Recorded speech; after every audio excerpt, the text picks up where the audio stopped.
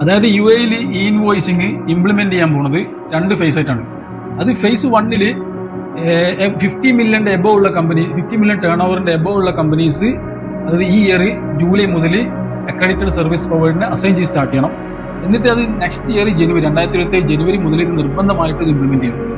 പിന്നെ ഫേസ് 2 അതായത് below 50 million turn ഓവറുള്ള കമ്പനീസ്, അതായത് സ്മോൾ ആൻഡ് മീഡിയം കമ്പനീസ്, അവർ നെക്സ്റ്റ് ഇയർ ജൂലൈ 27 കൂടി ഇത് നിർബന്ധമായിട്ടും ഇംപ്ലിമെന്റ് ചെയ്യണം. അത് അക്രഡിറ്റഡ് സർവീസ് പ്രൊവൈഡറിനെ അസൈൻ ചെയ്തിട്ട് നെക്സ്റ്റ് ഇയർ ജൂലൈ 27 കൂടി നിർബന്ധമായിട്ട് ഇത് ഇംപ്ലിമെന്റ് ചെയ്യണം. പിന്നെ അവർ ഇഷ്യൂഡ് എല്ലാ ഇൻവോയ്സും ഈ ഇൻവോയ്സിംഗ് സിസ്റ്റം ത്രൂ ആയിരിക്കും, നിർബന്ധമാണ്.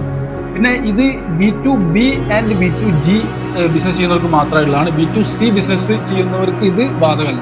B2C ബിസിനസ് എന്ന് പറഞ്ഞാൽ B2C ബിസിനസ് ചെയ്യുന്നതിന് B2B ബിസിനസ് ചെയ്യുന്നുണ്ടെങ്കിൽ, ബിസിനസ് ടു ബിസിനസ് സർവീസ് ചെയ്യുന്നുണ്ടെങ്കിൽ അവർക്കും നിർബന്ധമാണ്. അതായത് എക്സ്ക്ലൂസീവ്ലി B2C ഉള്ളവർക്കും മാത്രം അത് ബാധകമല്ല നിലവിൽ. ഓക്കെ.